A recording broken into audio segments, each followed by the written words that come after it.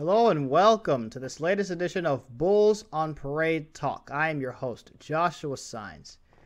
Today, it seems to me like everyone's talking about Johnny Manziel. And for reasons that some might not like. But I am fascinated by it, and here's why.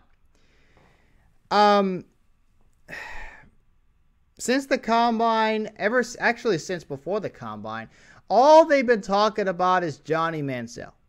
Johnny this, Johnny that, Johnny this, Johnny that. All they point out on ESPN, and they do the same thing with Tebow, is all they do is they point out the good and don't even acknowledge the bad most of the times. Well, I'm not ESPN. I'm not even close. I'm not a hype machine. I don't believe in hyping. I don't like to hype. I like to tell it how it is. And I love that there are people in this world, in the scouting world, that scout college players for a living, that don't buy into this that don't buy into the hype. One example is a Hall of Famer. One example is Warren Moon. And I'll start there. Today I found an article on CBS Houston Sports, on Houston CBS Sports online. An article that is titled, quote, Warren Moon thinks Texans should pass on Manziel, not ready to start in the NFL. All I got to think to myself is, wow, Warren Moon doesn't think so? So I decided to, read on. And these quotes are taken in this article, are taken from an interview joining Arizona Sports 98.7 FM in Phoenix, Arizona, on a show called Doug and Wolf. And this was done, let's see. Oh, it was done today, actually. It was done today in Phoenix radio. And they basically talked about how does Johnny Manziel's game translate to the pros? And I'm going to show you guys for those of you that are watching on YouTube, I'm going to show you guys Warren Moon's answer. So here it is right here. This is Warren Moon's answer.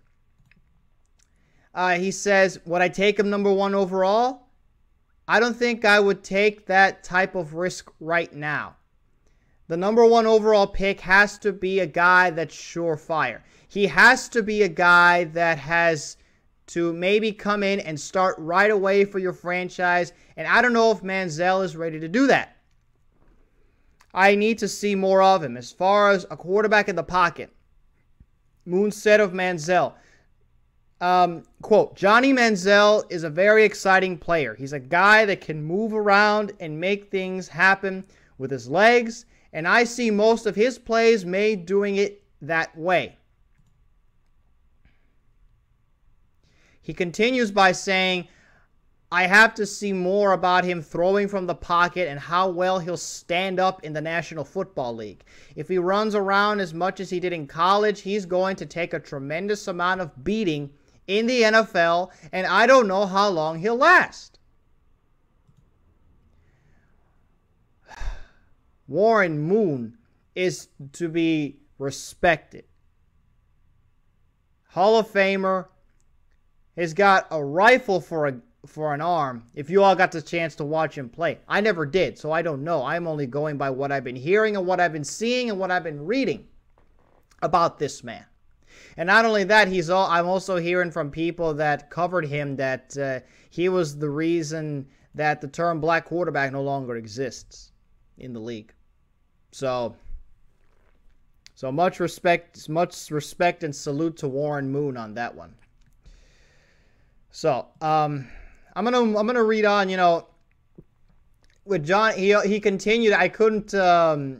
He continues on by saying this, and I'll just read the quotes aloud from the article. And by the way, this article from Houston CBS Sports will be in the description below this video for you on what for you to read for yourself.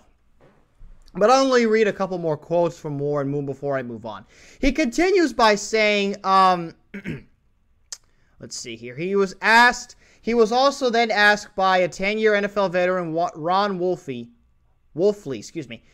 He was asked if Manziel reminds him of Seattle Seahawks quarterback Russell Wilson.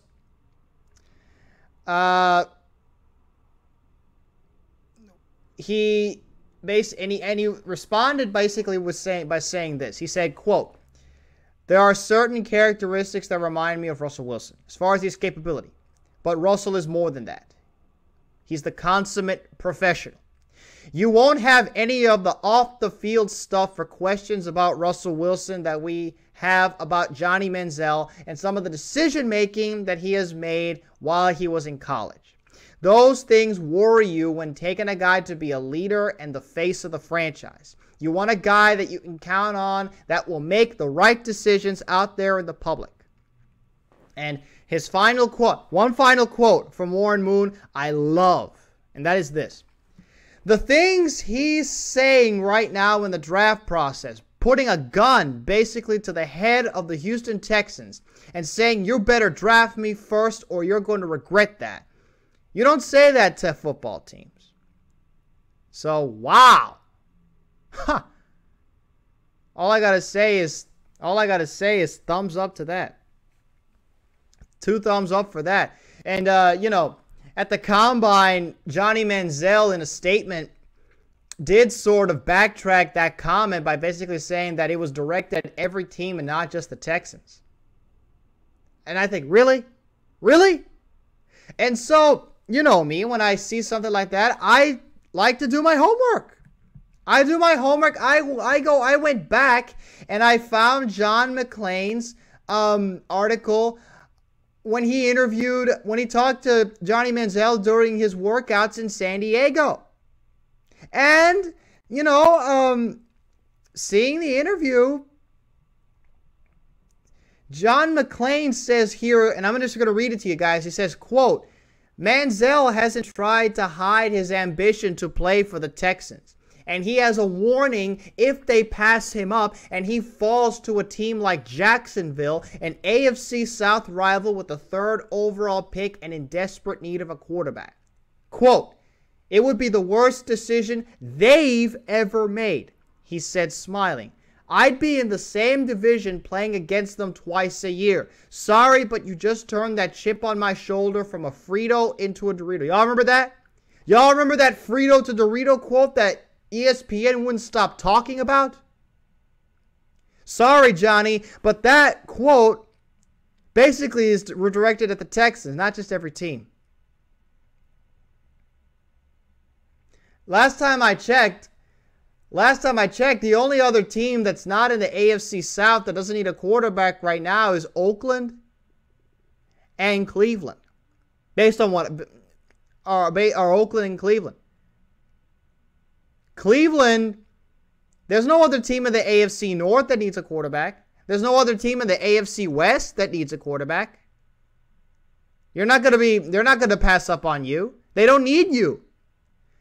I'm sorry, but you're on record directing this quote to the Texans. Sorry, Johnny.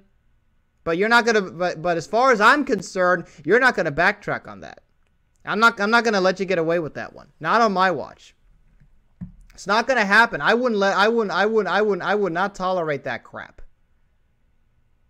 I'm not going to put up with that crap. So, anyway. I continue on by just, going through all this. Then I come across another article from a scout, from an article that was on a site called Houston Forward Times. Right? And this is a site that basically writes, basically tells the news, is basically a news site. They got sports, lifestyle, business, state, local, national news. They got everything. And in this article, the article is titled, "Why the Houston Texans Should Not draft Johnny Manziel with the first pick.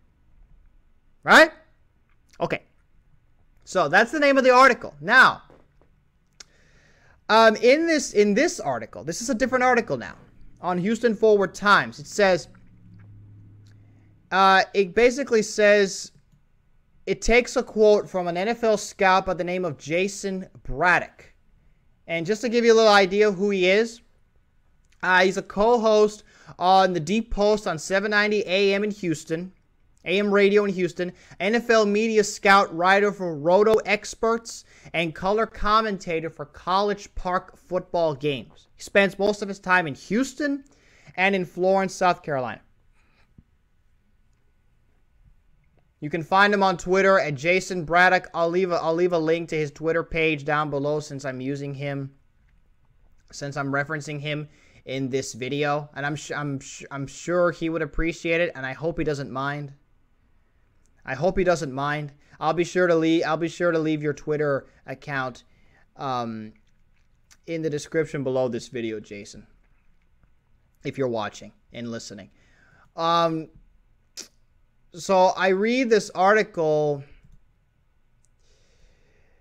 and I'm going to show you guys, you know, this guy. So basically, you look at his work. The man watches college football players for a living. He watches college players for a living, and scout, writer, he's a commentator. As far as I'm concerned, does very well at it. He does very well. He's very good at his job. And in this article was basically quoted by pointing out some pros and cons of Johnny Manziel. Now, of course, this is one scout's opinion, but I love what this guy says because I am sick of these people that hype Johnny Manziel, point out the good and just ignore the bad. You want to talk about biased? You want to talk about a hype machine? That's why I love when I read quotes like this. It shows that these people do not fall into the trap. Do not put up with the hype. So anyway, I'm going to read this to you guys and show you guys a picture of him just so you can see who this is. And down below his picture, you're going to see his quote. Starting with his pros. He goes on to say, he says, quote, "I know everyone loves this kid's game, and going into the film, I thought I would too. Fact of the matter is, there isn't much about his game that excites me at the NFL level. Johnny is exceptional at evading the pass rush and running with the ball. He can also avoid pass rushers and keep plays alive long enough to get the ball into one of his playmakers' hands. I don't like the Russell Wilson comparisons. He's more on par with Mike Vick when Vick was coming out of Virginia Tech. He has a weaker arm than Vick did then, but better accuracy." That right there was all the pros he gave Johnny Manziel. You noticed one thing that he said, you noticed the one thing that was missing in that? Nothing about his pocket presence.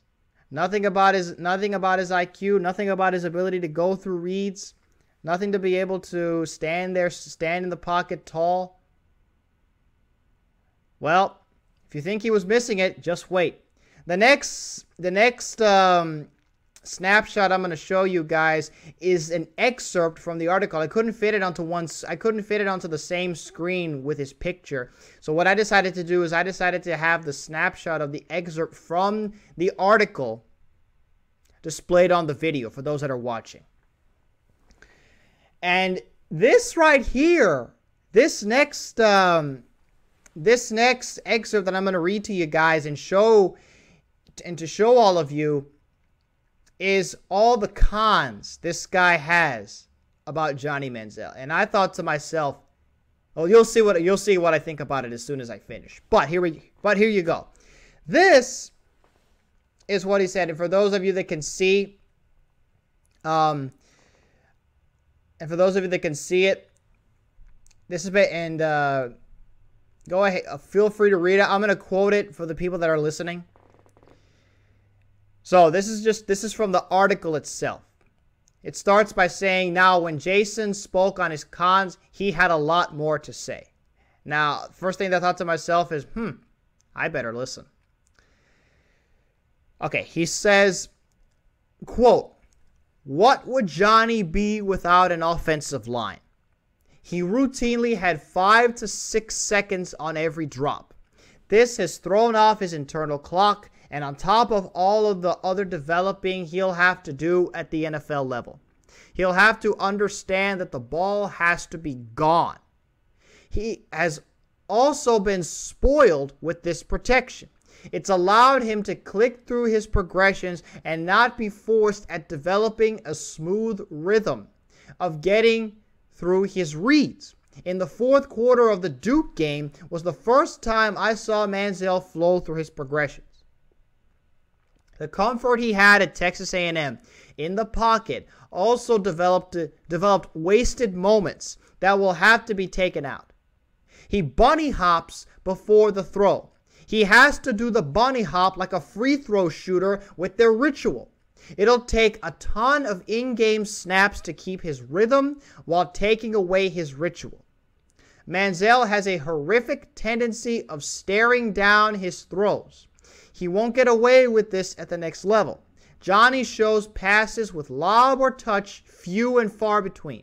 His arm strength is adequate at best, and instead of having a natural motion, he uses all arm to fling the ball and try to fit it in a window. His mechanics will need drastic improvement like what we saw coming out of Cam Newton after college. The concern is that I still see Cam revert back to what he's done for most of his life and forget the training over the last few seasons. How will Manziel adapt to a makeover of all his mechanics? Manziel really struggles with his accuracy on throws outside the numbers to the field side. While he's an outstanding college player to watch, I wouldn't put the next few years of my franchise's success on his young shoulders. The third round is where I'd be comfortable in using a pick and developing it. However, someone will fall in love with him just like they did with Vic and probably use a high round pick on him. Now, before I move on, I should point out that after the third paragraph, that was the writer's words. It wasn't Jason's words. So if you just read the first 3 paragraphs based on the last sentence that ended in the word ritual, those were Jason's words. So now that I got that cleared up, when I ultimately finished reading this, all I had, this was my reaction. This was my reaction when I finished reading.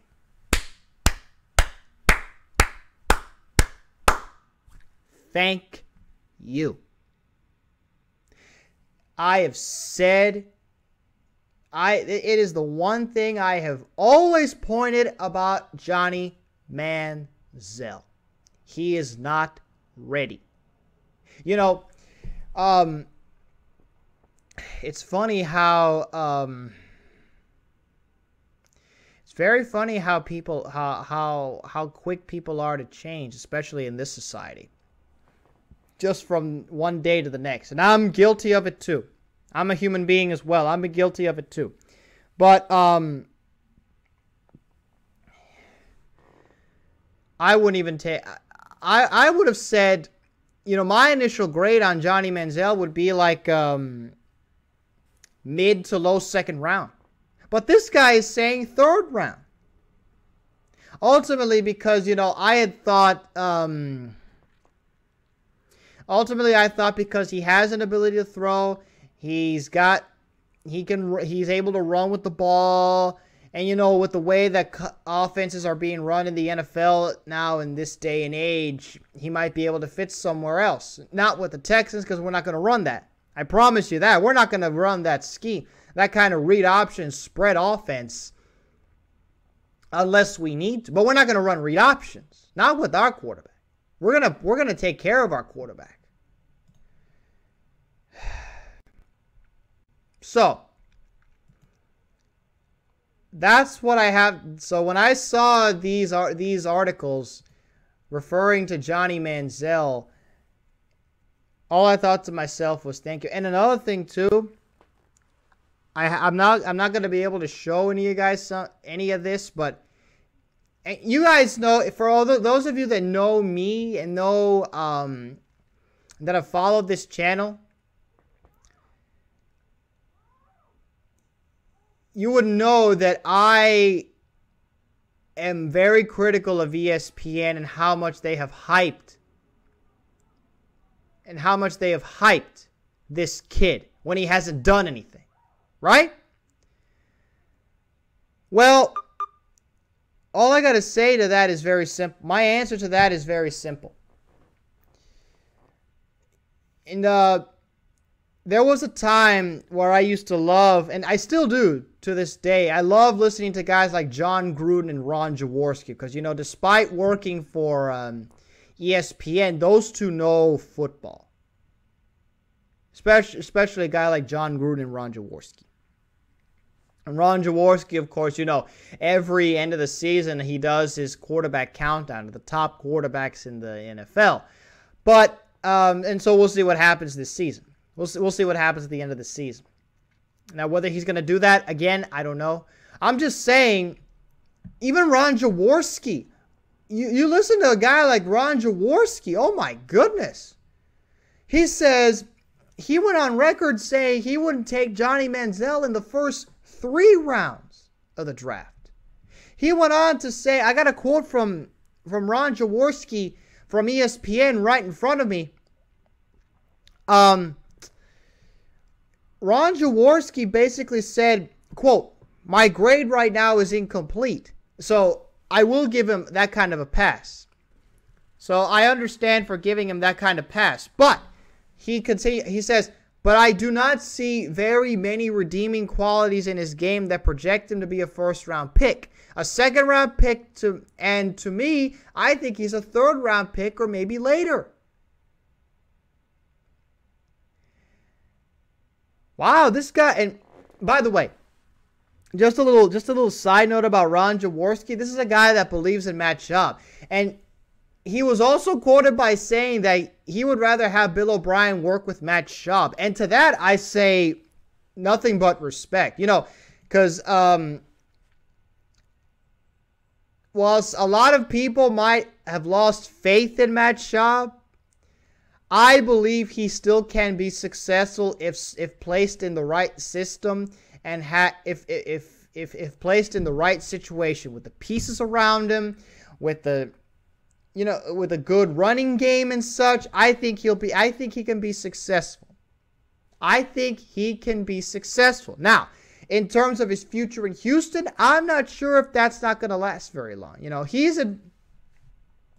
Ron Jaworski suggested, quote, I can't advise Bill O'Brien who to take, but I'm certain Bill O'Brien knows what he wants his quarterback to look like. And I actually think they have a quarterback on their roster in Matt Schaub that is the kind of quarterback that Bill O'Brien likes. I think he's going to say, I like this Schaub guy. He reminds me a little bit of Tom Brady in size and stature. Maybe not the outstanding consistency of Tom Brady, but you have an experienced veteran quarterback. You surround him with the right people. I think Matt Schaub can still play a very solid game in the NFL.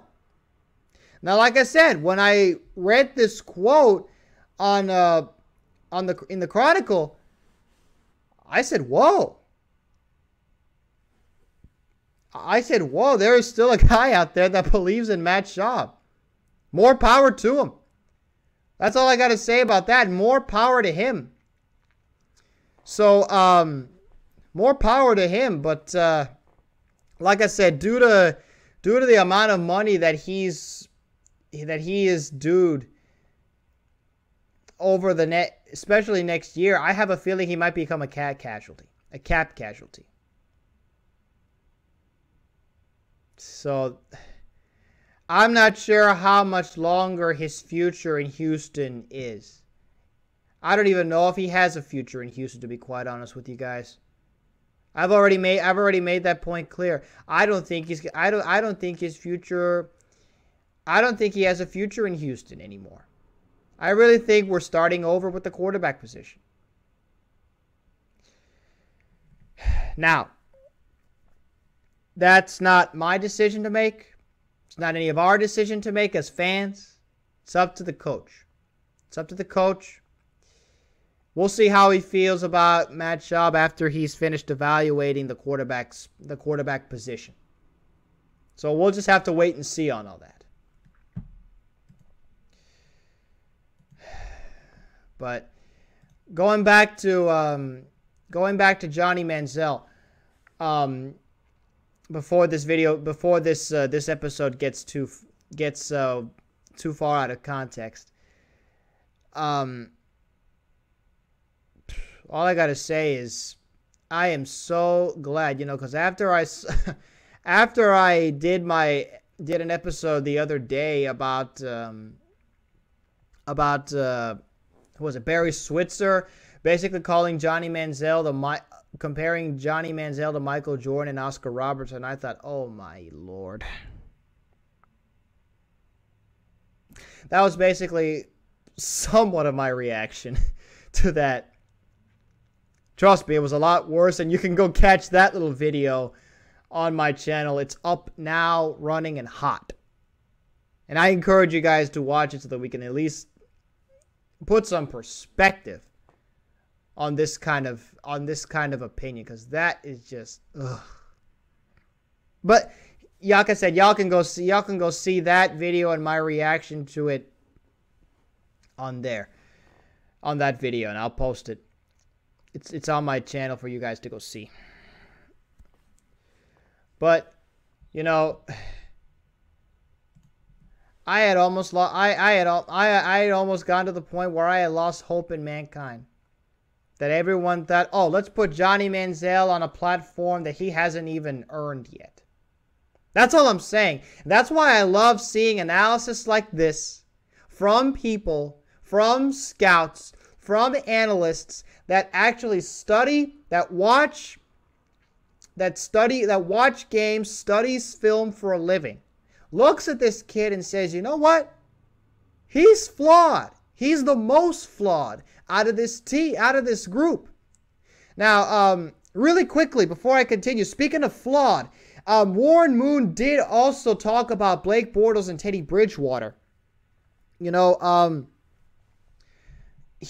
got the quote in front of me. He says here, just really quick, guys. Really quick, he says, let me see here. I like Teddy Bridgewater, and I also like Blake Bortles. Bortles is a guy that I think is an up-and-comer. He comes out of a good system at Central Florida. I think Teddy Bridgewater, because of the system he came out of at Louisville, a very advanced passing system, a West Coast passing system, he's probably the most prepared to play right away. Blake Bortles has a bigger upside. There you go, guys. I don't have to say any more. Warren Moon just spelled it out for me. And basically what Warren Moon just said, y'all can go watch another video that I did. Y'all can go watch that in another video I did earlier in the offseason when I was comparing the quarterbacks. Y'all go check that out. What Warren Moon just said, I got it right here on this channel. Go ahead and check that video out. I encourage you, because we have got to stop overhyping these guys.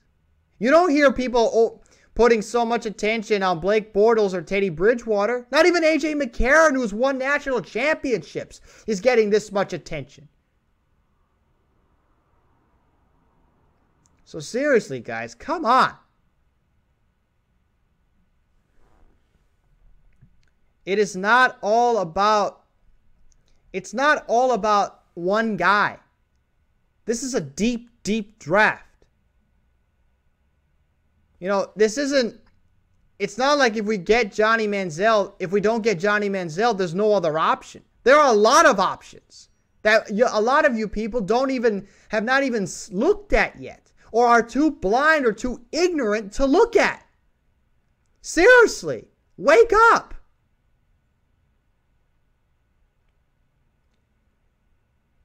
Johnny Manziel, in my opinion, is not ready to start. And guys like Warren Moon and Jason Braddock have basically echoed those sentiments. They've echoed those sentiments. It even goes even further. If y'all remember the argument that I did a while ago about the system quarterback, and that term still makes me mad to this day, because I remember before I was on YouTube, when I did just my podcast, and I found an article about comparing Johnny Manziel and Case Keenum and saying, why is Case Keenum a system quarterback and Johnny Manziel isn't? They both came out of the same system, were coached the same way, they both ran the same offense. They both had the same coaches. Why is one a system quarterback? Why is one not? Because one played in the SEC and one played in weaker competition? That is lazy. That is lazy, that is weak, and it's a double standard. And y'all can go check that on my podcast. I did a whole... I went on for a while on my on one episode of my podcast long before I made my appearance on YouTube or to start 2014. And y'all can go check that out on TalkShoe.com. So, I don't think Johnny Manziel's ready. That's the bottom line. There are guys that agree with that have said it, and I'm grateful for it. So, that pretty much wraps things up here on this edition of Bulls on Parade Talk. Thank you all so very much for tuning in. If you enjoyed, please leave a like on this YouTube video. I'd appreciate it very much. In the comment section below, tell me what you think about Johnny Manziel. Is he ready to play now? Would you take him number 1 overall? Of the top quarterbacks in this, of the quarterbacks that are underdeveloped in your eyes, who do you think has the better upside?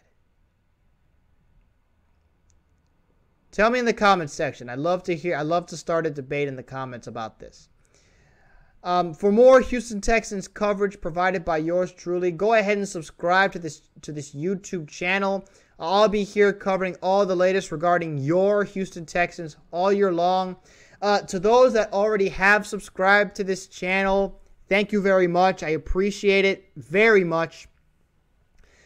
Finally, go ahead and check out and follow my Bulls on Parade Talk podcast on TalkShoe.com if you haven't already. The full link to that podcast will be in the description below this YouTube video for those that are watching. And also to those that are listening on the podcast, the full link to this video will be on the episode's info section on the podcast site. Again, if you have any questions or concerns regarding anything, whether it's Texans, YouTube, or podcast related, go ahead and send me a message. I'll do my absolute best to reply as soon as I can. As always, it's your host, Joshua Signs, signing off.